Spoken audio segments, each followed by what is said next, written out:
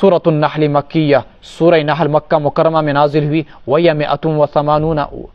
وَعِشْرُونَ آیہ، اس میں 128 آیتیں ہیں اور 16 رکوع۔ شروع کرتا ہوں میں اللہ کے نام سے جو بڑے مہربان نہایت رحم و کرم والے ہیں۔ اتا امر اللہ، آ گیا اللہ کا حکم، فلا تستعجلوا، نہ مچاؤ تم اس کے بارے میں جلدی۔ سبحانہ،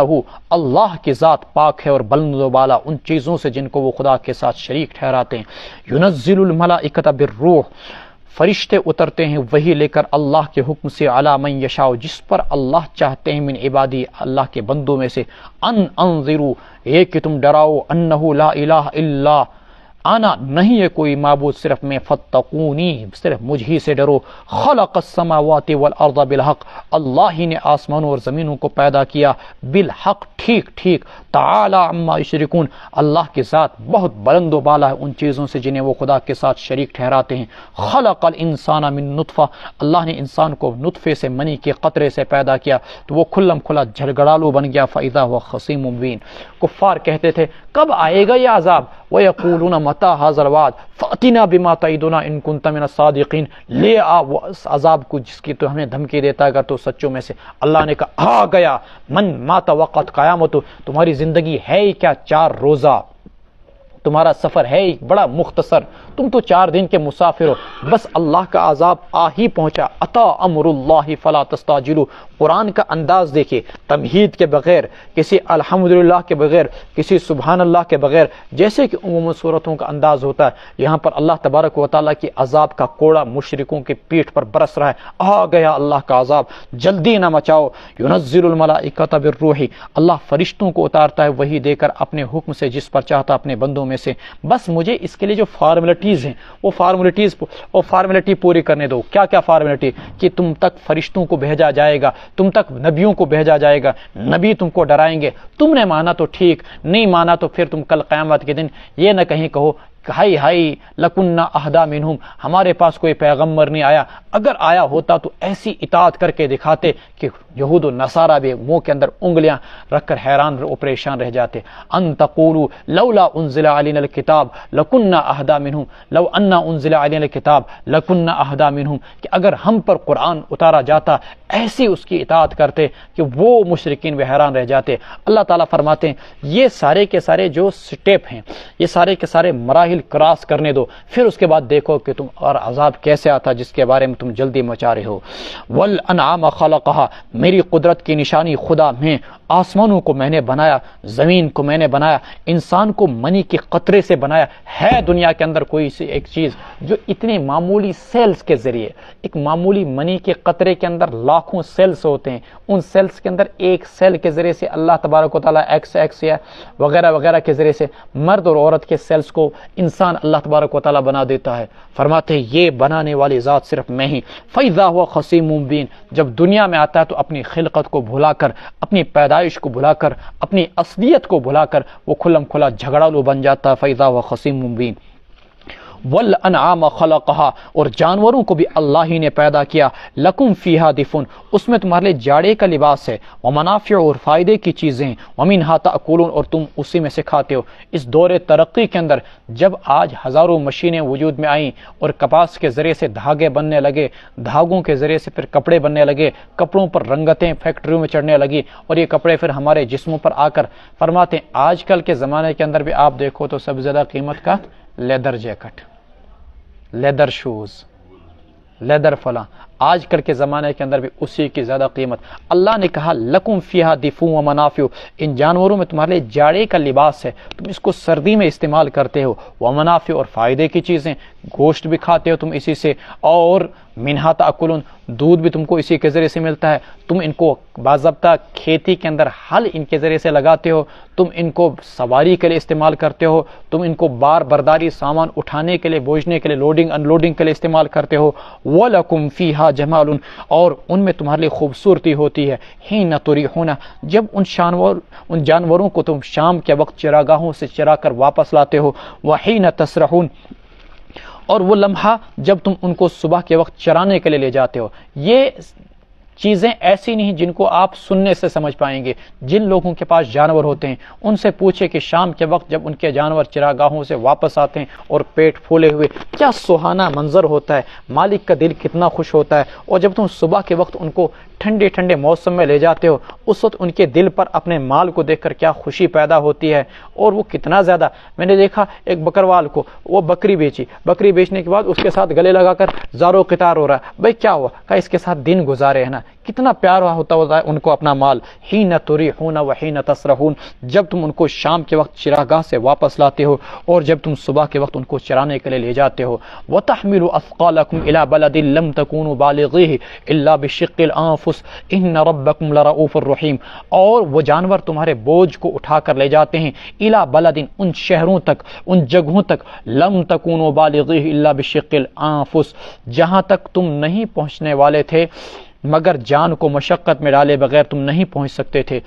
جہاں تک تم مشقت میں پڑے بغیر نہیں پہنچ سکتے تھے۔ ان ربکم لرؤوف الرحیم،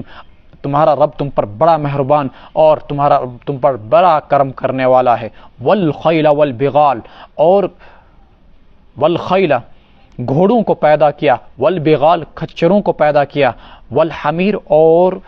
کھر کو پیدا کیا، کھوتوں کو پیدا کیا، گدھوں کو پیدا کیا، لترکبوہا وزینہ، تاکہ تم ان پر سوار ہو جاؤ اور زینت کی غرض سے ان کو پیدا کیا، وزینہ، ویخلق، اور اللہ وہ چیزیں پیدا کرے گا جو تم نہیں جانتے ہو۔ والخیل والبغال،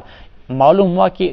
گدھا ہو یا کھچر ہو یا گھوڑا ہو، ان کا اصلی مقصد سواری ہے، بار برداری ہے، یہ کھانے کے لیے نہیں پیدا کیے گئے۔ اللہ نے کہا لترکبوہا، اس لیے حنفیہ فرماتے ہیں بلکہ پوری امت کے فقہاء اس بات پر متفق ہیں کہ گدھا حرام، اور اس کی حرمت تو حدیث سے بھی ثابت ہے کہ اللہ کے رسول صلی اللہ علیہ وسلم نے نہا عن لحوم الحمر الانسیۃ، گھریلو گدھوں کے گوشت کھانے سے منع کیا۔ جب گدھا حرام تو گدھے کا جو بچہ ہوگا وہ بھی حرام۔ آپ جانتے ہیں نا کھچر وہ گدھے کا بچہ ہوتا ہے، گھوڑی اور گدھے کے ملاپ سے کھچر وجود میں آتی ہے، گھوڑی اور گدھے کے ملاپ سے کھچر وجود میں آتی ہے تو وہ بھی حرام ہو جائے گا، تو کھچر بھی حرام اور گدھا بھی حرام۔ اب رہا گھوڑا، تو گھوڑے کے بارے میں فقہاء حنفیہ کا اصلی کہنا ہے کہ اس کا کھانا مکروہ تحریمی، یعنی حرام تو نہیں کہہ سکتے لیکن حرام کے قریب قریب، چونکہ اصل اس کو سواری کے لیے پیدا کیا گیا ہے۔ لترکبوہا وزینہ، تاکہ تم ان پر سوار ہو جاؤ اور زینت کی غرض سے۔ معلوم ہوا کہ سواریوں میں ایک اہم چیز زینت بھی ہوتی ہے، اس لیے علماء نے کہا کہ اگر جائز ذرائع سے کوئی انسان قیمتی سواری گاڑی خریدتا ہے کوئی حرج نہیں، خرید لے، قیمتی گاڑی خریدتا ہے تات وۄنۍ یہ کہ وٕنۍ حرام وٕنۍ یہ کیا لۄکٕٹپن گاڑ تھٲیِتھ ییٖژاہ بٔڑ گاڑ کتھ تھاوٕنۍ، بھائی اپنا اپنا پیسہ، جس کے پاس جیسی وسعت اس انداز سے اپنی زندگی گزار سکتا ہے۔ وَيَخْلُقُ مَا لَا تَعْلَمُونَ، اور اللہ پیدا کرے گا وہ چیزیں جو تم نہیں جانتے ہو سواریوں میں سے۔ دیکھیں نا آج کل ٹرینیں ہیں، جہاز ہیں اور دیگر بڑی چیزیں ہیں سواری کی، اور اللہ آگے جا کر کیا کیا پیدا کرے گا، یہ تو سٹارٹنگ ہے۔ اللہ نے پہلے بتا دیا وہ چیزیں پیدا کرے گا جو تم نہیں جانتے ہو، اور صحابہ کے زمانے میں چیزیں نہیں تھی لیکن آج یہ چیزیں، آگے کیا کیا ہوگا اللہ ہی بہتر جانتا ہے۔ گویا کہ قرآن کے اندر اس دور کے حوالے سے آلریڈی پیشن گوئی آ چکی ہے۔ وَعَلَى اللَّهِ قَصْدُ السَّبِيلِ وَمِنْهَا جَائِرٌ، اور اللہ ہی تک جاتی ہے سیدھی راہ، وَمِنْهَا جَائِرٌ، اور راستوں میں سے کچھ ٹیڑے ہیں۔ وَلَوْ شَاءَ لَهَدَاكُمْ أَجْمَعِينَ، اگر اللہ چاہتا تو تم سب کو ہدایت دیتا۔ دیکھیں نا کفر کا راستہ اختیار کریں گے، شرک کا راستہ اختیار کریں گے تو وہ ٹیڑھے راستے، لیکن سیدھا راستہ صرف ایمان کا، اسلام کا راستہ ہے۔ هو الذی انزل من السماء ماء لکم منہ شراب، وہی وہ اللہ ہے جس نے اتارا آسمان سے پانی، لکم تمہارے فائدے کے خاطر، منہ شراب اسی سے تم پانی بھی پیتے ہو، ومنہ شجر اور اسی سے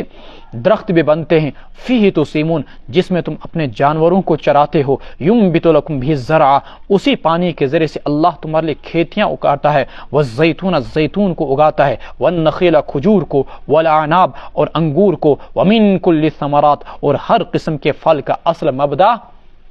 یہ آپ دیکھ رہے ہیں اس وقت درختوں کو چاروں طرف سے پھول لگے ہوئے، کیا خوبصورتی کے ساتھ لہلا رہے ہیں۔ صبح جائیے شام کو جائیے باغات کے اندر، ایک عجیب سہانا منظر ہے، بہار کا موسم ہے۔ یہ چیزیں اصل میٹیریل کیا ہے؟ صرف پانی ہے جس کے ذریعے سے اللہ تبارک و تعالیٰ یہ ساری چیزیں بنا رہا ہے۔ ان فی ذلک لآیۃ لقوم یتفکرون، یقیناً اس میں نشانیاں ہیں ایسے لوگوں کے لیے جو غور و فکر کرتے ہیں۔ وسخر لکم اللیل، اللہ نے مسخر کیا تمہارے لیے رات کو، اللہ نے کام میں لگا دیا تمہارے لیے رات کو اور دن کو، والشمس والقمر چاند اور سورج کو تمہارے تابع کر دیا، والنجوم مسخرات بامری اور ستارے بھی ڈیوٹی پر لگے ہوئے اللہ ہی کے حکم سے، ان فی ذلک لآیات لقوم یعقلون یقیناً اس میں نشانیاں ان لوگوں کے لیے جو عقل رکھتے ہیں۔ مضمون کل آیا تھا، چاند اور سورج انسان کے فائدے کے لیے اللہ نے بنایا، زمین و آسمان کو انسان کے فائدے کے لیے بنایا، ندی نالوں دریاؤں سمندروں کو انسان کے فائدے کے لیے بنایا، رات اور دن کے نظام کو اللہ تعالیٰ نے انسان کے لیے بنایا۔ یہ انسان چھو معمولی باسن یہ 4 فٹ 5 فٹ امس کش پورے دنیا مز بناونا، یہ معمولی انسان کہتی وما خلقت الجن والانس الا لیعبدون، لیکن خود انسان کو اللہ کی بندگی کے لیے پیدا کیا گیا۔ وما ذرأ لکم فی الارض مختلفا الوانہ، اور جو کچھ اللہ تعالیٰ نے تمہارے لیے زمین کے اندر پیدا کیا ان کے اندر مختلف رنگتیں ہیں۔ ان فی ذلک لآیۃ لقوم یذکرون یقیناً اس میں نشانیاں ہیں ان لوگوں کے لیے جو کہ نصیحت حاصل کرتے ہیں۔ وہو الذی سخر البحر، وہی وہ اللہ ہے جس نے سمندر کو مسخر کیا، قابو میں رکھا ہے، لتأکلوا منہ لحما طریا تاکہ تم کھاؤ اس سے تازہ گوشت، وتستخرجوا منہ حلیۃ اور نکالو تم اس سے زیور، تلبسونہا جسے تم پہنتے ہو، وتری الفلک اور دیکھتے ہو تم کشتیوں کو، مواخر ماخرۃ کی جمع چیرتی ہیں، وہ چیرتی ہوئی چلی جاتی ہیں سمندر کے اندر، وَلِتَبْتَغُوا مِنْ فَضْلِهِ اور تاکہ تم اللہ کی روزی تلاشو اس کے ذریعے سے، وَلَعَلَّكُمْ تَشْكُرُونَ اور تاکہ تم شکر گزار بنو۔ اللہ تعالیٰ نے بزنس کا اور تجارت کا دنیا کے اندر بہت بڑا ذریعہ سمندروں کو بنایا ہے۔ اللہ کی قدرت کا حیرت انگیز نظام، 100 گرام کیا 10 گرام کے پتھر کو اٹھا کر سمندر میں ڈالیے، وہ پانی پر تیرے گا نہیں بلکہ گہرائی کے اندر چلا جائے گا، لیکن اسی پر آپ ہزاروں ٹن لاکھوں ٹن جہاز کو ڈال دیجئے اور وہ اس کے اندر نہیں ڈوبتا ہے۔ کس نے یہ لکڑی کے اندر صلاحیت پیدا کی کہ وہ پانی کے اندر نہیں ڈوبتا، اور کس نے پتھر کے اندر لوہے کے اندر یہ صلاحیت پیدا کی کہ وہ پانی کے اندر ڈوب جاتا ہے؟ یہ اللہ تعالیٰ نے یہ نظام سارا بنایا۔ وَتَرَى الْفُلْكَ مَوَاخِرَ فِيهِ وَلِتَبْتَغُوا مِنْ فَضْلِهِ وَلَعَلَّكُمْ تَشْكُرُونَ گوشت بھی کھاتے ہو اور زیورات یعنی موتی وغیرہ تم سمندر سے نکالتے ہو، اور آج کل کے زمانے کے اندر سمندر سے باضابطہ گیس کے ذخائر نکل رہے ہیں، پیٹرول کے ذخائر نکل رہے ہیں، اور اسی طریقے سے دیگر ذخائر بھی سونے چاندی بھی نکل رہے ہیں۔ وَأَلْقَى فِي الْأَرْضِ رَوَاسِيَ أَن تَمِيدَ بِكُمْ وَأَنْهَارًا وَسُبُلًا لَعَلَّكُمْ تَهْتَدُونَ اور اللہ نے زمین میں پہاڑ گاڑ دیے، ان تمید بکم کہیں وہ تمہیں لے کر ڈگمگائے نہیں، وہ انہارا اور نہریں بنائی، وہ سبولن اور راستے بنائے، لعلکم تہتدون تاکہ تم منزل مقصود تک پہنچ جاؤ۔ دیکھیں اگر زمین اس طریقے سے بالکل ایک شکل جیسی ہوتی، جیسے آپ یہ دیکھ رہے ہیں، یہ ایسی، آپ منزل کا تعین نہیں کر سکتے تھے، نہ مشرق کا نہ مغرب کا نہ شمال کا نہ جنوب کا۔ اگر بالکل ایک جیسی پلین ہوتی، ایک کلر کی ہوتی، تو ہم منزلوں تک نہیں پہنچ سکتے تھے، نہ دائیں کا پتہ چلتا، نہ بائیں کا، نہ آگے کا، نہ گھر کا، نہ کھیت کا، نہ کھلیان کا، کسی چیز۔ لیکن اللہ نے اونچ نیچ والی بنائی، کہیں پر اس میں جزیرے بنائے، کہیں اس پر پہاڑ بنائے، کہیں اس پر ٹیلے بنائے، کہیں اس پر ہمواری اوپر نیچے بنائے، تاکہ تم اپنی منزلوں تک پہنچ سکو اور راستوں کو جان سکو۔ وَسُبُلًا لَعَلَّكُمْ تَهْتَدُونَ منزلوں تک پہنچ سکو۔ وَعَلَامَات نشانیاں بنائی اس زمین کے اندر، وَبِالنَّجْمِ اور ستاروں کے ذریعے سے ہم یہتدون وہ لوگ منزل مقصود تک پہنچ جاتے ہیں۔ اہل عرب جیسے دیکھتے تھے وہ قطبی ستارہ ادھر مغرب کے اندر ہے، اب پتہ نہیں چلتا تھا، صحرا ہے، ریت کا ریگستان ہے، بیابان ہے، ہزاروں کلومیٹر تک دائیں بائیں ریت پھیلی، سو گئے صبح پتہ ہی نہیں اب ادھر جانا ادھر جانا، وہ قطبی ستارہ ادھر ہے، وہ ہماری منزل ہے، بس ادھری کے لیے چل دیتے تھے اس طریقے سے۔ فرمایا کہ ستاروں کے ذریعے سے بھی وہ اپنی منزل مقصود کو حاصل کرتے ہیں، راستوں کو تلاشتے ہیں۔ افمن یخلق کما لا یخلق بھلا جو ذات پیدا کرتی ہے کیا وہ اس کی طرح ہو سکتی ہے جو نہیں پیدا کرتی؟ اللہ خالق، اور جن بتوں کی تم پوجا کرتے ہو وہ مخلوق، تو خالق و مخلوق یکساں نہیں ہو سکتے ہیں۔ افلا تذکرون تم سمجھتے کیوں نہیں ہو؟ وَإِن تَعُدُّوا نِعْمَةَ اللَّهِ لَا تُحْصُوهَا یہ جو اتنی نعمتیں تمہارے سامنے اللہ تعالیٰ نے ان ڈیٹیل سے بیان کی، کیا آسمانوں کو تمہارے لیے، انسان تجھے بنایا میں نے، جانوروں کو تیرے لیے بنایا، تیرے کھانے کے لیے، تیری گرمی کے لیے، تیرے لباس کے لیے، تیری سواری کے لیے، تیرے چرنے پھرنے کے لیے، اور پھر اس کے بعد اللہ نے فرمایا آسمان سے پانی برسایا، اس پانی سے تمہارے درخت اگتے ہیں، اس پانی سے تمہارے جانور کے لیے گھاس اگتا ہے، اس کو تم پیتے ہو، پھر اس کے ذریعے سے کھیتی، اس کے ذریعے سے باغات، اس کے ذریعے سے کھجور، انگور، زیتون، ہر قسم کے پھل فروٹ، اناج اور فصلیں اگتی ہیں۔ دن اور رات کو تیر لے، چاند چاند اور سورج کو، ستاروں کو تمہارے لیے اور زمین کے اندر پیدا ہونے والی ہزاروں قسم کی چیزوں کو تمہارے لیے پیدا کیا، حالانکہ مٹیریل ایک۔ آپ دیکھیں نا، پانی آپ نے ڈالا زمین کے اندر، اللہ تبارک و تعالیٰ اسی پانی کو انگور کے درخت کو دیا جاتا ہے، الگ مٹھاس الگ پھل، اور اسی پانی کو آپ سیب کے درخت ڈالتے ہیں، الگ پھل الگ مٹھاس، اور درخت کے سائز بھی الگ، پھل بھی سائز الگ، آم کو دیتے ہیں الگ پھل، اخروٹ کو دیتے ہیں الگ پھل، بادام کو دیتے ہیں الگ پھل، حالانکہ پانی مٹیریل ایک، لیکن اس سے بننے والے ہزاروں قسم کے پودے الگ، ہزاروں قسم کے پھول الگ، ہزاروں قسم کے پھل الگ۔ یہ سارا نظام بنانے والا کون ہے؟ اللہ۔ فرماتے ہیں پھر سمندروں کی مخلوقات الگ، اور پہاڑوں کو تمہارے لیے، ندی نالوں کو تمہارے لیے، راستوں کو، ستاروں کو تمہارے لیے۔ یہ سب اللہ کی نعمتوں کو شمار کرنا چاہو تو شمار نہیں کر سکتے ہو، شکر کرنا تو دور کی بات۔ شیخ سعدی علیہ الرحمٰ نے فرمایا تھا، اگر انسان پیدائش سے لے کر موت تک ساری زندگی سجدے میں رہے اور اللہ کی ایک نعمت کا شکر ادا کرنا چاہے تو نہیں ادا کر سکتا ہے۔ وَإِن تَعُدُّوا نِعْمَةَ اللَّهِ لَا تُحْصُوهَا۔ فرماتے ہیں بڑا شکوہ ہو رہا تھا ایک دن، چپل نہیں پاؤں کے اندر، اللہ تعالیٰ سے شکایت کر رہا تھا، خدایا غربت میں مبتلا کیا، سفر میں چلتے رہتے تھے، اس زمانے کے لوگ عجیب تھے، یہ مصیبت میں ڈال دیا، چپل نہیں ہے، کیا کروں گا، وہ کروں گا، یہ کروں گا، اور اللہ تعالیٰ سے شکوے شکایت کر رہا تھا۔ اچانک ایک آدمی کو راستے میں دیکھا، اس کے دونوں پاؤں کٹے ہوئے اور زبان سے کہہ رہا الحمدللہ الحمدللہ الحمدللہ۔ فرماتے ہیں میری دل کی آنکھیں، میرا دماغ کھل گیا۔ میں نے اس سے پوچھا تم کس چیز پر اللہ کا شکر ادا کر رہے ہو؟ تمہارے پاس تو پاؤں بھی نہیں۔ اور فوراً میں نے اپنی ذات سے کہا سعدی اللہ کا شکر ادا کر لے، تیرے پاس پاؤں نہیں ہے چلنے کے لیے، تیرے پاس چپل نہیں ہے چلنے کے لیے، اس کے پاس تو پاؤں ہی نہیں ہے۔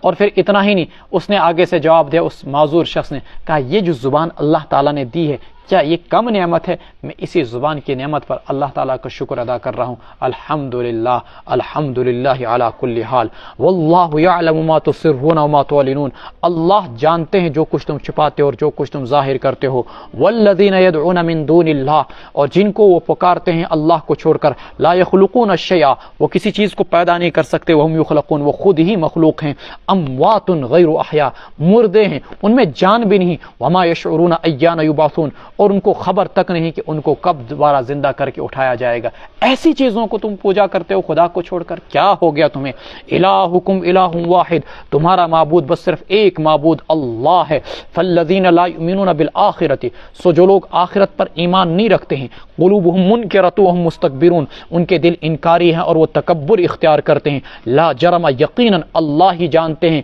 ما یسرون، جو کچھ وہ چھپاتے ہیں، وما یعلنون، اور وہ جو کچھ ظاہر کرتے ہیں۔ انہ لا يحب المستكبرین، یہ ایمان جو قبول نہیں کرتے ہیں اس کی وجہ تکبر ہے، اور تکبر کرنے والوں کو اللہ پسند نہیں کرتے ہیں۔ وَإِذَا قِيلَ لَهُم مَاذَا أَنزَلَ رَبُّكُمْ، جب ان سے کہا جاتا کیا اتارا تمہارے رب نے، قالوا اساطیر الاولین، تو مذاق کے طور پر یوں کہا کرتے تھے اساطیر الاولین، پہلوں سے منقول کہانیاں۔ لیحملوا اوزارہم، نتیجہ، انجام، رزلٹ یہ نکلے گا کہ وہ اٹھائیں گے اپنے بوجھوں کو مکمل طور پر قیامت کے دن۔ لیحملوا اوزارہم کاملۃ یوم القیامہ ومن اوزار الذین، اور ان لوگوں کے بوجھ کو بھی جن کو کہ وہ گمراہ کیا کرتے تھے بغیر علم کے۔ الا ساء ما یزرون، کیا ہی برا ہوگا وہ بوجھ جسے وہ اٹھاتے ہیں۔ انسان کبھی بے خبری میں کوئی گفتگو کرتا ہے، مثال سنن میں تھے ضروری تھوڑی سی نماز، آپ کے جملے کی وجہ سے دو آدمی سامنے بیٹھے تھے، خصوصاً اگر عالم ہیں، اگر آپ دیندار ہیں، اگر آپ داڑھی ٹوپی والے ہیں، تو آپ کا چلنا پھرنا، آپ کا اٹھنا بیٹھنا، آپ کی گفتگو، آپ کا کردار، آپ کا کریکٹر دوسروں کے لیے باضابطہ نمونہ ہوا کرتا ہے، دوسروں کے لیے باضابطہ نمونہ ہوا کرتا ہے۔ ایک دن میں ایک بہت بڑے عالم دین کو دیکھا، ان کو ایک کتاب دی گئی ہاتھ کے اندر، نام تو نہیں لے سکتا میں، انہوں نے کتاب کو یوں بائیں ہاتھ سے لیا اس طریقے سے، اور اس طریقے سے بائیں ہاتھ سے انہوں نے دائیں ہاتھ میں لیا اور بائیں ہاتھ سے ورق پھیرنے شروع کی۔ مجھے سالہ سال تک یہی عادت رہی، اس عالم کے عمل کو دیکھ کر میں بھی اسی طریقے سے کتاب ہاتھ میں لیتا تھا، میں بھی ایسے ورق پھیرتا تھا۔ معلوم ہوا کہ آپ اگر دیندار ہیں تو آپ کا عمل، آپ کا کردار اور کریکٹر دوسروں کے لیے باضابطہ طور پر نمونہ بنا کرتا ہے۔ اسی وجہ سے یہاں پر قرآن میں اس آیت کے اندر بتا دیا کہ کبھی تم بے خبری کے اندر گفتگو کرتے ہو، تمہارے اس گفتگو کی وجہ سے یا تمہارے اس عمل کی وجہ سے جو دوسرے نے دیکھ لیا، اس نے تم کو فالو کرنا شروع کر دیا، اگر تمہارا وہ عمل یا تمہاری وہ گفتگو، تمہاری وہ بات غلط تھی تو کل قیامت کے دن خود تو جاؤ گے جہنم میں۔ جو لوگ تمہاری وجہ سے گمراہ ہوئے ہیں وہ ان کی وجہ سے بھی تم کو ان کا عذاب اور ان کے گناہ کا بوجھ اٹھانا پڑے گا، اور ان کی وجہ سے ڈبل سزا اور ڈبل عذاب کا سامنا کرنا پڑے گا۔ وَمِنْ أَوْزَارِ الَّذِينَ، اور ان لوگوں کا بوجھ بھی اٹھانا پڑے گا جن کو انہوں نے گمراہ کیا تھا بغیر علم۔ ایک ہوا نا ایسے علم کے ساتھ بیاہ گو بغیر علم، ایسے بے خبری کے اندر، اور قیامت کے دن مصیبت بن جائے گی۔ قد مکر الذین من قبلہم فأتی اللہ بنیانہم من القواعد، سازشیں کی ان لوگوں نے جو ان سے پہلے تھے۔ فأتی اللہ بنیانہم من القواعد، اللہ نے ان کی عمارتیں بنیاد سے اکھاڑ دیں۔ فخر علیہم السقف، ان پر چھت آ گری، من فوقہم اوپر سے۔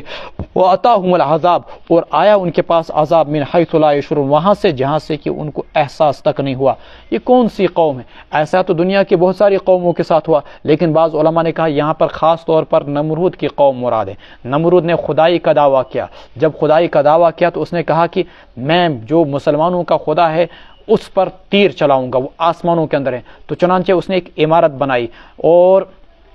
سیڑھیاں بنائی، 5000 سیڑھیاں اوپر کے لے، اور اس کی جو لمبائی تھی وہ 5000 قدم تھی، تقریباً 5000 سیڑھیاں تھیں، اور 3000 اس طریقے سے چوڑی، اور پھر اس کے اوپر چڑھا کہ وہاں سے میں اللہ پر تیر برساؤں گا۔ اللہ نے وہ عمارت اس پر اس طریقے سے گرا دی، وہ نیچے اور وہ اوپر آ گیا، اور اس کی فوج ساری ہلاک و برباد ہوگی۔ کچھ مفسرین نے، امام قرطبی وغیرہ رحمۃ اللہ علیہ نے یہ چیز یہاں پر لکھی ہے، فخر علیہم السقف من فوقہم واتاہم العذاب من حیث لا یشعرون، وہاں سے عذاب آیا جہاں سے اس کو محسوس بھی نہیں ہوا۔ ثم یوم القیامت یخزیہم، پھر قیامت کے دن اللہ ان کو رسوا کرے گا۔ ویقول، اور اللہ کہیں گے، این شرکائی الذین کنتم تشاقون فیہم، کہاں ہیں وہ تمہارے شریک جن کے بارے میں تم جھگڑا کرتے تھے؟ قال الذین اوتوا العلم، کہیں گے وہ لوگ جنہیں علم دیا گیا، ان الخزي اليوم والسوء على الكافرین، رسوائی آج کے دن اور برائی آج کے دن کافروں کا مقدر ہے، علی الکافرین الذین تتوفاهم الملائکۃ، یہ قیامت کی منظر کشی کی جا رہی ہے، تشریح کی ضرورت نہیں، بس دل کے کانوں سے سنتے رہیں، جن کی روحوں کو فرشتے اس انداز میں قبض کرتے ہیں کہ وہ کافر ہوتے ہیں، وہ ظالم ہوتے ہیں۔ الذین تتوفاهم الملائکۃ ظالمی انفسہم، فرشتوں نے جن کی روحیں کفر کی حالت میں قبضہ کی تھی، فالقوا السلم ما كنا نعمل من سوء، اب اس وقت وہ فرشتوں کے سامنے اطاعت کا اظہار کرتے ہیں، ما كنا نعمل من سوء، کہتے ہیں کہ ہم کوئی برائی نہیں کیا کرتے تھے، بلا ان اللہ علیم بما کنتم تعملون، کیوں نہیں، یقیناً تم برائی کیا کرتے تھے، اللہ تمہارے اعمال سے خوب باخبر ہے۔ اوپر قیامت کے دن اہل شرک کو، اہل کفر کو رسوائی کا سامنا کرنا پڑے گا۔ اللہ کہیں گے لاؤ نا ان خداؤں کو جن کی تم دنیا کے اندر پوجا کرتے تھے، فلاں خدا فلاں خدا فلاں خدا فلاں خدا، جن کے نام بارہا آپ کے سامنے آ چکے ہیں، لاؤ ان کو۔ جب وہ نہیں لا پائیں گے تو اللہ تعالیٰ فرمائیں گے رسوائی اور ذلت ہے آج کافروں کے دن پر۔ پھر دنیا میں جس وقت ان کافروں کی روح قبض کی جاتی ہے، اس کی منظر کشی کی جا رہی ہے کہ فرشتے باضابطہ ان کے سامنے آتے ہیں اور ان کے بدن سے اس طریقے سے روح کھینچ کے نکالی جاتی ہے جیسے پلاس سے کسی انسان کے ناخن کھینچ کر لے جائیں، اور اس وقت وہ فرشتوں کو دیکھ لیتے ہیں، تب ان کو اپنے مذہب کا بطلان واضح طور پر نظر آتا ہے کہ ہم غلط راستے پر تھے، لیکن اس وقت پھر ان کو یہ اقرار و اعتراف کرنا فائدہ مند نہیں ہوتا ہے، جیسا کہ پیچھے آپ نے تفصیل کے ساتھ پڑھا۔ فَأَلْقَوْا السَّلَامَ، اب وہ اللہ تبارک و تعالیٰ کے سامنے اور فرشتوں کے سامنے صلح کی باتیں کرتے ہیں اور اطاعت کا اظہار کرتے ہیں کہ نہیں آج کے بعد ہم مانیں گے، فرماتے نہیں اب عالم غیب تمہارے سامنے ظاہر ہو چکا ہے، اب تمہارے ماننے کا کوئی فائدہ نہیں۔ بلا ان اللہ علیم بما کنتم تعملون فادخلوا ابواب جہنم، داخل ہو جاؤ جہنم کے دروازوں میں، خالدین فیہا، اس میں ہمیشہ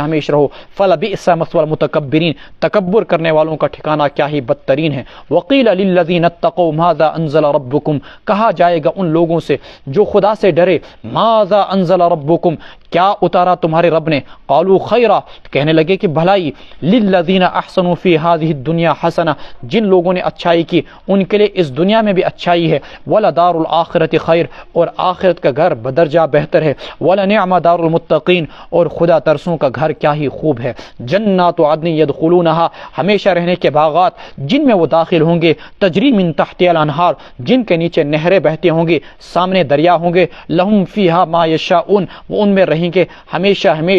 ان کے لیے ہوگا اس میں جو کچھ وہ چاہیں گے، کذالک یجزی اللہ المتقین، ایسے اللہ تعالیٰ خدا سے ڈرنے والوں کو صلہ دیا کرتے ہیں، الذین تتوفاهم الملائکہ،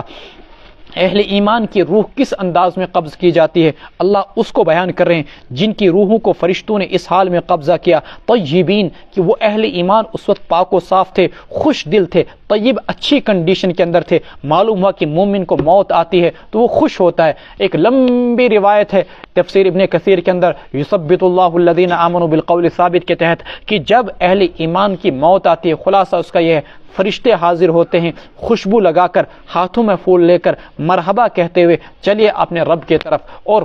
اس کو انتہائی ایک پاکیزہ خوشبو کپڑے کے اندر بارگاہ خداوندی کے اندر پیش کیا جاتا ہے، ہر طرف سے خوشبو پھیلتی ہے، اور فرشتے بھی کہتے ہیں، آسمانوں کے فرشتے جہاں جہاں سے وہ روح گزرتی ہے، کہ یہ کیا خوش نصیب انسان ہے، کتنا ہی اچھا تھا یہ، زمین کے وہ حصے جہاں اس نے سجدے کیے ہوتے ہیں اس کی فرقت و جدائیگی پر روتے ہیں، اور آسمان بھی اس کا استقبال کرتا ہے۔ لیکن جب کوئی مردہ ناپاک خبیث روح کہیں آسمانوں سے گزرتی ہے تو فرشتے بھی کہتے ہیں، یہ کیسی مردود بدبودار روح ہے، اس کو دفع کرو جلدی سے، اور اس کو گندے کپڑے کے اندر لپیٹا جاتا ہے، اور زمین بھی اس کو کہتی ہے کہ دفع ہو جا، آج ہم کو تو اس سے چھٹکارا مل گیا، اور قبر اس سے کہتی ہے تو نے میرے اوپر بڑے گناہ کیے تھے، آجا آج تجھے میں مزہ چکھاؤں گی۔ پھر قبر اس کو ایسے آپس میں بھیجتی ہے کہ اس کی پسلیاں دائیں کے بائیں اور بائیں کے دائیں ہو جاتی ہے۔ تو نیک لوگوں کا سلام، یقولون سلام علیکم، فرشتے ان سے کہتے ہیں تم پر سلامتی ہو، ادخلوا الجنت بما کنتم تعملون، داخل ہو جاؤ جنت میں ان اعمال کی وجہ سے جو تم دنیا میں کیا کرتے تھے۔ آپ کہہ سکتے ہو کہ جنت کے اندر داخلہ اللہ کے فضل کی بنیاد پر ہوتا ہے، جبکہ اس روایت میں آیا ہے کہ جنت کے اندر داخلہ جو ہوگا وہ اپنے اعمال کے بنیاد پر۔ ٹھیک ہے، جنت کے اندر داخلے کا اصلی سبب تو اللہ تعالیٰ کا فضل ہی ہے، لیکن اللہ کے فضل کا سبب انسان کے اعمال بنتے ہیں، اللہ کے فضل کا سبب انسان کے اچھے اعمال بنتے ہیں، تبھی جا کر اللہ کا فضل ہوتا ہے۔ یا بعض مفسرین نے کہا جنت کے اندر داخلہ انسان کے اعمال کی بنیاد پر نہیں بلکہ اللہ کے فضل کی بنیاد پر ہوگا، لیکن جنت کے اندر جو درجات کی ترقی ہوگی وہ اعمال کی بنیاد پر ہوگی۔ هل ينظرون الا ان تأتيهم الملائکۃ، کیا وہ انتظار کر رہے ہیں اس بات کا کہ آ جائیں ان کے پاس فرشتے، او یأتی امر ربک، یا آ جائے آپ کے رب کا کوئی حکم، کذالک فعل الذین من قبلہم، ایسے ہی کیا ان لوگوں نے جو ان سے پہلے آئے تھے، وما ظلمهم اللہ، اور اللہ نے ان پر ظلم نہیں کیا لیکن وہ خود اپنے آپ پر ظلم ڈھایا کرتے تھے، فاصابهم سیئات ما عملوا، ان کی بدعمالیوں نے ان کو آ پکڑا، وحاق بهم ما كانوا به يستهزئون، اور ان کو اس عذاب نے گھیر لیا جس کا وہ مذاق اڑایا کرتے تھے۔ وقال الذين اشركوا لو شاء اللہ، کہنے لگے مشرک، لو شاء اللہ ما عبدنا من دونه من شيء نحن ولا آباؤنا ولا حرمنا من دونه من شيء، اگر اللہ چاہتے تو ہم اللہ کو چھوڑ کر کسی بھی چیز کی پوجا نہ کرتے، نہ تو ہم اور نہیں ہمارے آبا و اجداد، ولا حرمنا من دونه من شيء، اور نہیں اللہ کے حکم کے بغیر ہم کسی چیز کو حرام کرتے۔ یعنی جو ہم دنیا کے اندر شرک کرتے ہیں، یا ہمارے آبا و اجداد نے شرک کیا، یا ہم بعض چیزوں کو حرام کرتے ہیں، فلاں جانور حرام فلاں جانور حلال، آپ نے آخری سپارے کے اندر تفصیل کے ساتھ پڑھ لیا، ولا حرمنا من دونی من شیء، اگر اللہ چاہتے تو ایسا نہیں کرتے۔ بات وہی آئے گی، اللہ نے بندے کو زبردستی شریعت پر چلنے کا مکلف نہیں بنایا، اللہ کسی کو کان سے پکڑ کے چل شریعت کی راہ پر، اللہ کسی کو زبردستی کان سے پکڑ پر چل لا ایمان، نہیں، یہ دنیا دار الاختیار ہے، تم کو نیکی کرنے کا بھی اختیار ہے، گناہ کرنے کا بھی اختیار ہے، نیکی کرو گے تو جنت میں جاؤ گے، گناہ کرو گے تو جہنم میں جاؤ گے، لیبلوکم، تاکہ میں تمہیں آزماؤں، ولنبلونکم، ہم ضرور تمہیں آزمائیں گے۔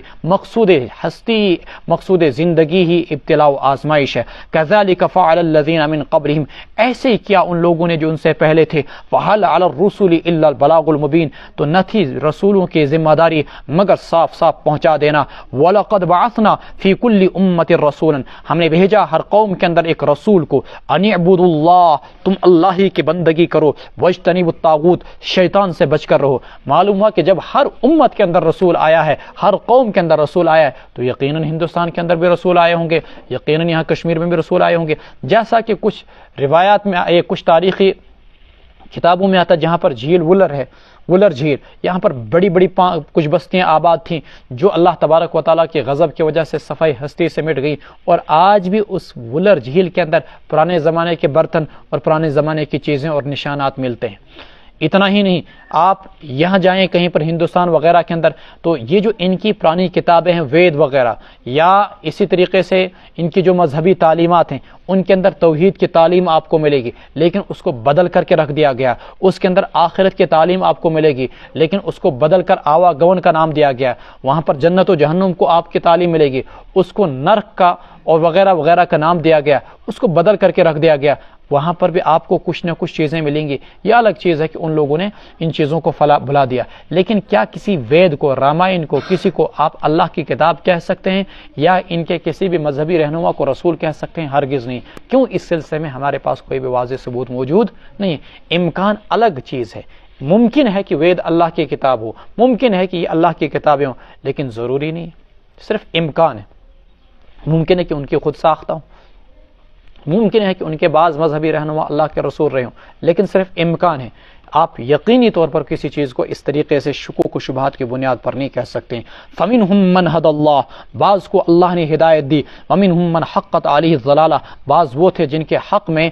گمراہی مقدر ٹھہری، گمراہی ثابت ہو گئی۔ فَسِيرُوا فِي الْأَرْضِ، بس چلیے پھریے زمین کے اندر، فانظروا، دیکھیے کہ جھٹلانے والوں کا انجام کیا ہوا۔ فانظروا کیف کان عاقبۃ المکذبین، ان تحرص علی ہداہم فإن اللہ لا یہدی من یضل وما لهم من ناصرین، اگر آپ ان کی ہدایت کے لیے بیتاب ہیں، اگر آپ ان کی فلاح و بہبودی کے لیے اور ان کے راستے پر آنے کے لیے تڑپتے ہیں، فإن اللہ، تو یاد رکھیں کہ اللہ نہیں ہدایت دیتے ہیں اسے جو گمراہ کرے، من یضل وما لهم من ناصرین، اور اللہ ان کا کوئی بھی مددگار نہیں۔ وَأَقْسَمُوا بِاللَّهِ جَهْدَ أَيْمَانِهِمْ، ان کافروں نے زور لگا کر اللہ کی قسمیں کھائی، لا يبعث اللہ من يموت، اللہ نہیں اٹھائے گا اسے جو مر جاتا ہے۔ اللہ فرماتے ہیں بلا، ضرور زندہ کریں گے ہم، وعدن علیہ، یہ پختہ وعدہ ہے، اللہ تعالیٰ کے ذمے ہے، اللہ نے وعدہ کیا اور پختہ وعدہ ہے۔ وَلَكِنَّ أَكْثَرَ النَّاسِ لَا يَعْلَمُونَ، لیکن اکثر لوگ نہیں جانتے۔ آج بھی جو انسانیت گمراہی کے اندر پڑی ہوئی ہے، وَلَكِنْ ظَنَنْتُمْ أَنَّ اللَّهَ، جو 24 سپارے کے اندر آیا، وَذَلِكُمْ ظَنُّكُمُ الَّذِي ظَنَنْتُمْ بِرَبِّكُمْ أَرْدَاكُمْ فَأَصْبَحْتُمْ مِنَ الْخَاسِرِينَ أَنَّ اللَّهَ لَا يَعْلَمُ كَثِيرًا مِمَّا تَعْمَلُونَ۔ آخرت کے بارے میں جو انسان آخرت فراموش بنا بیٹھا ہے، خدا فراموش بنا بیٹھا ہے، نہ اس کو جنت کا تصور، نہ جہنم کا تصور، نہ حشر کا تصور، یہی وہ چیز ہے جس نے انسانیت کو تباہی اور بربادی کے دہانے پر کھڑا کر دیا۔ ساری دنیا، مالک یوم الدین کا لفظ سورہ فاتحہ کے اندر کیوں لایا گیا؟ یہ اسی وجہ سے کہ دنیا کے اندر تباہی اور بربادی عقیدہ آخرت کے نہ ہونے کی وجہ سے، اور جزا اور سزا کا عقیدہ نہ ہونے کی وجہ سے جتنی بھی گمراہیاں، ظالم ظلم کرتا ہے، قاتل قتل کرتا ہے، حرام خور حرام کھاتا ہے، رشوت خور رشوت کھاتا ہے، سود خور غریبوں کا خون چوس چوس کر پی رہا ہے، اور ساری گالیاں دینے والا گالیاں دے رہا ہے۔ کیوں؟ اگر ان کو پکڑ کا خوف ہوتا تو یہ جرم نہ کرتے۔ آخرت کا خوف بڑی اہم چیز ہے۔ اللہ تعالیٰ فرماتے ہیں کافروں کا بھی یہی مسئلہ ہے، ایمان کیوں نہیں لاتے؟ اس لیے کہ بعد الموت پر ان کا عقیدہ نہیں، اس لیے یہ لوگ گمراہی کے اندر مبتلا ہیں۔ لیبین لهم الذی یختلفون فیہ، یہ دوبارہ زندہ کرنا اس لیے بھی ضروری ہوگا تاکہ اللہ ان کے سامنے بیان کر دے ان کی وہ چیزیں جن میں وہ اختلاف کرتے ہیں۔ قیامت کا وجود اس لیے بھی ضروری ہے۔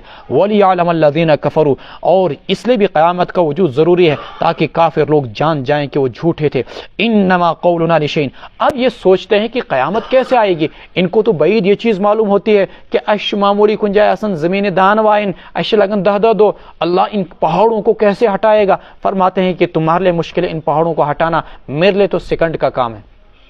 یہ سوچتے ہیں کہ دنیا میں انسان دوبارہ زندہ ہو کر کیسے آئے گا جبکہ ہڈیاں بوسیدہ ہوگی۔ اللہ فرماتے انما قولنا لشیء، ہمارا حکم کسی بھی چیز کے لیے اذا اردنا ہو، جب ہم ارادہ کر لیتے ہیں، ان نقول له کن، ہم کہتے ہیں اس سے ہو جا، پس وہ چیز ہو جاتی۔ تو ہمارے لیے کائنات کو تباہ کرنا اور کائنات کو دوبارہ وجود میں لانا کوئی ناممکن نہیں، یہ تم اپنی عقل سے سوچتے ہو، اللہ تعالیٰ کی طرف سے نہیں سوچتے ہو۔ ان نقول له، ہم کسی بھی چیز کو جب وجود میں لاتے ہیں تو ہم اس کو وجود میں لاتے ہیں، ہم کہتے ہیں ہو جا، وہ چیز ہو جاتی ہے۔ دنیا میں انسانوں کو کوئی چیز وجود میں لانی ہوتی ہے تو دو چیزیں، ایک ارادہ ایک عمل۔ ایک ارادہ، آپ نے کہا مجھے ڈیسک بنانا، تو ارادہ کیا آپ نے، پھر اس کے بعد عمل آپ نے بنانا شروع کیا تو وجود میں آ جائے گا ڈیسک۔ لیکن اللہ تعالیٰ کو عمل کی ضرورت نہیں ہے، اللہ جب ارادہ کرتے ہیں بس ارادہ ہی کافی۔ یہ تو بندوں کو سمجھانے کے لیے لفظ کن بتایا کہ اللہ کہتے ہیں ہو جا، پھر وہ چیز ہو جاتی۔ اللہ لفظ کن کبھی محتاج نہیں ہے۔ ورنہ بندہ یہ اعتراض کر سکتا تھا چلو کچھ نہ صحیح اللہ لفظ کن کا تو محتاج ہوا وجود میں لانے کے لیے، نہیں یہ تو ہم کو سمجھانے کے لیے لفظ کن کہا گیا ہے، ورنہ اللہ لفظ کن کا بھی محتاج نہیں۔ اللہ کو کسی چیز کو وجود میں لانا ہے تو بس صرف اس کا ارادہ ہی کافی ہو جاتا ہے۔ والذین ہاجروا فی اللہ من بعد ما ظلموا، جن لوگوں نے ہجرت کی اللہ کے راستے میں بعد اس کے کہ ان پر ظلم ڈھایا گیا، لنبوئنہم فی الدنیا حسنہ، ہم ان کو دنیا میں بھی بہترین ٹھکانہ عطا کریں گے اور آخرت کا اجر تو ہے ہی بدرجہ بہتر۔ لو کانوا یعلمون، کاش وہ لوگ جانتے، اگر دنیا کے کسی خطے کے اندر انسان کو اسلامی احکامات پر عمل کرنا دشوار ہو جائے، نمازوں پر عمل، نمازیں پڑھنا دشوار، اذانیں دینا دشوار، شریعت کے مطابق ذبح کرنا مشکل، جہاد کرنا مشکل، زکاتیں دینا مشکل، اور اسی طریقے سے حج کرنا مشکل، اور بیوی کا جو نکاح طلاق یا نکاح وغیرہ کا سسٹم ہے، معاشرت وغیرہ، یہ چیزیں مشکل ہو جائیں، اور ان ساری چیزوں سے تنگ آ کر انسان کوئی ایسی جگہ پائے جہاں پر وہاں آزادی کے ساتھ وہ اسلامی احکامات پر عمل کر سکتا ہے تو وہاں وہ چلا جائے، اس عمل کو بولتے ہیں ہجرت، محض دین پر عمل کرنے کی غرض سے۔ آج کل جو لوگ یورپ چلے جاتے ہیں ملازمت کی غرض سے،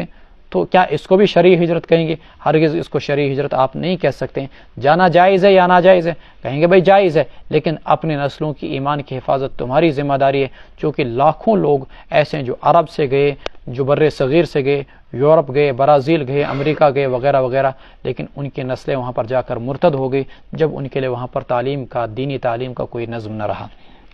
اور نہ وہ ماحول رہا۔ الذین صبروا علی ربہم یتوکلون، جن لوگوں نے صبر اختیار کیا اور وہ اپنے رب پر بھروسہ کرتے ہیں، وعلی ربہم یتوکلون، وما ارسلنا من قبلک الا رجالا نوحی الیہم فاسألوا اہل الذکر ان کنتم لا تعلمون، نہیں بھیجا ہم نے آپ سے پہلے مگر مردوں کو پیغمبر بنا کر ہم ان کی طرف وحی کرتے تھے، آپ دریافت کیجئے علم والوں سے، ان کنتم لا تعلمون، اگر تم نہیں جانتے ہو، بالبینات والزبر، دلائل دے کر بھیجا، والزبر کتابیں دے کر بھیجا، وانزلنا الیک الذکر، اور ہم نے آپ کی طرف نصیحت کی کتاب کو اتارا، لتبین للناس، تاکہ آپ لوگوں کے سامنے کھول کھول کر بیان کریں، ما نزل الیہم، وہ چیزیں جو چیز ان کے طرف اتاری گئی، اور تاکہ وہ غور و فکر کریں۔ تین مسائل ان دو آیتوں کے اندر آئے۔ پہلا مسئلہ کہ پیغمبر صرف مردوں کو بنایا گیا، عورتوں کو نہیں، وما ارسلنا من قبلک الا رجالا نوحی، چونکہ عورت کی ذات کے اندر وہ صلاحیت نہیں ہے کہ وہ مردوں کے لیے مقتدا بن سکے۔ نمبر دو، فاسألوا اہل الذکر، اگر آپ کو کوئی چیز معلوم نہیں ہے تو آپ اہل علم سے پوچھیں۔ بعض علماء نے کہا کہ اگر آپ کو معلوم نہیں ہے اس سلسلے میں کہ اللہ تعالیٰ نے مردوں کو یا عورتوں کو پیغمبر بنا کر بھیجا، تو اس بابت آپ دریافت کیجئے اہل کتاب سے، لیکن آیت کو عموم پر رکھا جائے تو آپ دریافت کیجئے مطلقاً اہل علم سے اگر آپ جانتے نہیں ہو۔ اس میں ہمیں تقلید کے سلسلے میں رہنمائی ملتی ہے کہ اگر آپ کوئی چیز خود نہیں جانتے ہو اور آپ میں قرآن و سنت سے مسائل کے استخراج اور استنباط کرنے کی صلاحیت نہیں ہے تو آپ تقلید کیجئے، کسی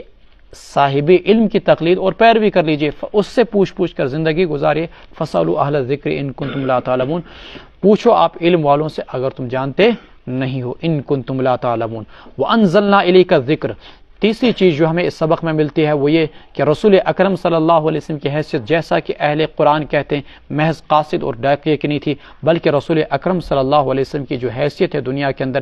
آپ مبین قرآن ہیں، آپ شارح قرآن ہیں، آپ امت کے لیے آئیڈیل اور نمونہ ہیں۔ لقد کان لکم فی رسول اللہ اسوۃ حسنہ، آپ شارح قرآن ہیں۔ وانزلنا الیک الذکر، کیوں قرآن میں جو آیا وہ صرف اتنا آیا اقیم الصلاۃ، اب نمازیں آپ کو کب پڑھنی ہیں، کتنی رکعتیں پڑھنی ہیں، یہ تمہیں رسول سکھلائے گا۔ قرآن میں آیا آتوا الزکاۃ، کتنی زکوٰۃ دینی، کب دینی ہے، یہ تم کو رسول سکھائے گا۔ روزہ رکھنا ہے، کیسے رکھنا ہے، کیا احکامات ہوں گے، حج کرنا ہے، کیا احکامات طریقہ ہوگا، یہ کون سکھلائے گا تمہیں؟ رسول۔ تو گویا کہ رسول کی ضرورت تمہیں زندگی کے ہر قدم پر پڑے گی، عملی زندگی کے اندر، قرآن کی تشریحات کے اندر۔ وانزلنا الیک الذکر، ہم نے قرآن کو آپ کی طرف اتارا تاکہ آپ لوگوں کے سامنے کھول کھول کر بیان کریں۔ اعاذ باللہ، آپ صرف قرآن پہنچانے والے کوئی ڈاکیہ نہیں تھے، بلکہ آپ پوری امت کے لیے آئیڈیل، رہبر، رہنما اور مربی تھے۔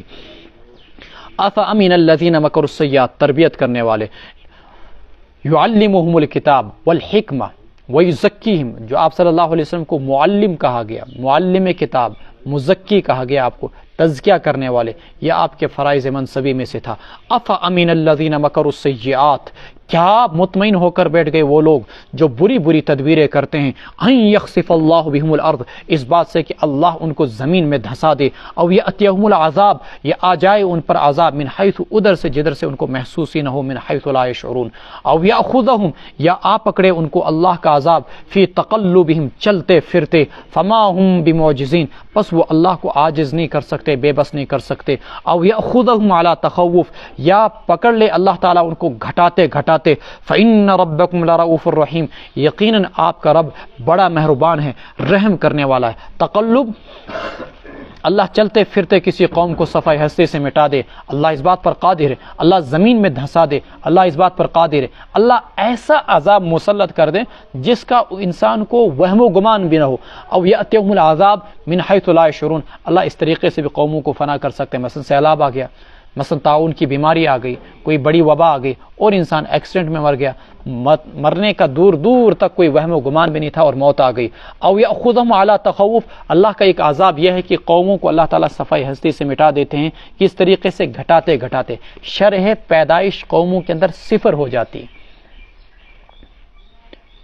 اور گھٹاتے گھٹاتے اللہ تبارک و تعالیٰ ان کو صفحہ ہستی سے مٹا دیتے ہیں۔ یورپ کے اندر دیکھ لیجئے، شرح پیدائش صفر پہ آ گئی، تو معلوم ہوا کہ وہاں کی جو ان کی اپنی قومیں ہیں وہ معدوم ہو جانے کے خطرے سے دو چار ہیں، نہ معلوم کل فنا ہو جائیں گے، اگلے سال ختم ہو جائیں گے۔ اب وہ پیسے دے رہے عورتوں کو بچے جنو، لیکن ان کے ہم بچے جننے والا کوئی تیار نہیں، کیوں؟ اس لیے کہ جب انہوں نے نظام فطرت سے ابتدانی بغاوت کی۔ شرح پیدائش کیسے گھٹتی؟ مثال اس وقت دنیا میں اندر، یا آپ مان لیجئے ایک علاقے کے اندر ایک قوم کی آبادی 1 لاکھ ہے، یا 60,000 مان لیجئے، آپ 60 لاکھ مان لیجئے، 60 لاکھ ایک قوم کی آبادی، جس میں سے 20 لاکھ بوڑھے ہیں، 20 لاکھ جوان ہیں، 20 لاکھ بچے۔ اگلے 20 سال کے اندر یہ 20 لاکھ بوڑھے مر جائیں گے۔ اگر ان جوانوں نے آگے 2 بچوں کو جنم دیا تو سمجھ لیجئے کہ اس صورت کے اندر یہ شرح پیدائش برقرار رہے گی، آبادی 60 لاکھ کی برقرار رہے گی۔ اگر انہوں نے 2 بچوں کو جنم نہیں دیا، ایک ہی بچے کو جنم دیا، تو یہ آبادی اگلے 10 سال کے اندر 50 لاکھ پہ آ جائے گی، 20 سال کے بعد، پھر اگلے 20 سال کے بعد یہ آبادی جو ہے 40 لاکھ پہ آ جائے گی، پھر اگلے سال اس کے بعد جو ہے تقریباً مان کے چلیے آپ 100 سال کے اندر اندر یہ آبادی جو ہے صرف 10 لاکھ پہ آ جائے گی، ختم ہو جانے کے خطرے سے 2-4 ہو جائے گی۔ لیکن اگر کسی قوم کے اندر بچوں کی پیدائش ہی نہ ہو تو اس صورت میں کیا ہوگا؟ یہ جو 20 لاکھ بوڑھے ہیں یہ تو 20 سال کے اندر مر گئے، جوان یہ بھی اگلے 20 سال کے اندر مر گئے، اور پھر بچے جو کہ بڑھاپے کی عمر پہنچ گئے اگلے 20 سال کے اندر یہ بھی مر جائیں گے، معلوم ہے کہ قوم صفحہ ہستی سے مٹ گئی۔ تو آبادیاں مٹتی ہیں یا تو میاں اور بیوی 2 آدمی ہیں، 2 دنیا سے گئے نا، تو اگر ایک آیا آبادی گھٹے گی بڑھے گی؟ گھٹے گی۔ لیکن اگر 2 آئے تو آبادی برقرار رہے گی، 3 آئے تو آبادی بڑھے گی۔ اس چیز کو آپ یاد رکھیں، میاں اور بیوی دنیا سے 2 جا رہے ہیں، 3 آئے بچے تو آبادی بڑھے گی، 4 آئے تو آبادی بڑھے گی، ڈبل ہو جائے گی۔ لیکن اگر صرف 1 آیا تو آبادی ہاف ہو جائے گی، اور اگر وہ 1 بھی نہیں آیا تو آبادی پھر ختم ہو جائے گی، اور ہاف ہوتے ہوتے آخرکار وہ بھی ختم ہی ہو جاتی ہے۔ او یاخذہم، یا اللہ ان کو پکڑ لے گھٹاتے گھٹاتے، فإن ربکم لرؤوف الرحیم، آپ کا رب بڑا مہربان ہے۔ اولم یروا الی ما خلق اللہ، کیا انہوں نے نہیں دیکھا جو کچھ اللہ تعالیٰ کی پیدا کی ہوئی چیزوں کی طرف، یتفیع ظلالہ عن الیمین، ڈھلتے ہیں ان کے سائے دائیں اور بائیں، سجدا للہ، حکم الہی کے تابع ہو کر، وہ داخرون، اور سب چیزیں اللہ تعالیٰ کے سامنے عاجزی کرتے ہیں۔ وللہ یسجد ما فی السماوات وما فی الارض، اللہ ہی کے لیے ہیں وہ ساری چیزیں، اللہ ہی کے لیے سجدہ کرتے ہیں وہ ساری چیزیں جو کچھ بھی آسمانوں میں ہے اور جو کچھ زمینوں میں ہے، من دابتن، اللہ ہی کے حکم کے تابع ہیں سب کے سب وہ چیزیں جتنی بھی آسمانوں میں اور جتنی بھی زمینوں میں ہیں، خواہ وہ جانور ہوں یا فرشتے ہوں۔ والملائکۃ وہم لا یستکبرون، اور فرشتے جو ہیں وہ اللہ تعالیٰ کے سامنے تکبر نہیں کرتے۔ یخافون ربہم من فوقہم، وہ ڈرتے ہیں اپنے رب سے۔ من فوقہم کا 2 مطلب بیان کیا گیا ہے، وہ ڈرتے ہیں اپنے رب سے۔ من فوقہم کا لفظی ترجمہ اپنے اوپر سے، مطلب عذاب سے، چونکہ عذاب اوپر سے آتا ہے۔ ایک مطلب یہ بیان کیا گیا وہ ڈرتے ہیں اپنے رب سے، یعنی اپنے رب کی قدرت سے۔ وَيَفْعَلُونَ مَا يُؤْمَرُونَ، اور وہ فرشتے کر گزرتے ہیں جس بھی چیز کا ان کو حکم دیا جاتا ہے۔ تو سائے بھی اللہ کے حکم کے تابع، چیزیں بھی اللہ کے حکم کے تابع، یہ سب کے سب اللہ تبارک و تعالیٰ کے سامنے عاجزی بھی کرتے ہیں اور اللہ کے حکم کے تابع ہیں۔ اللہ رب العزت ہمیں بھی اپنی بندگی کرنے کی توفیق عطا فرمائے۔ سجدہ ہے آخری آیت میں، سبھی ساتھی سجدہ کر لیں۔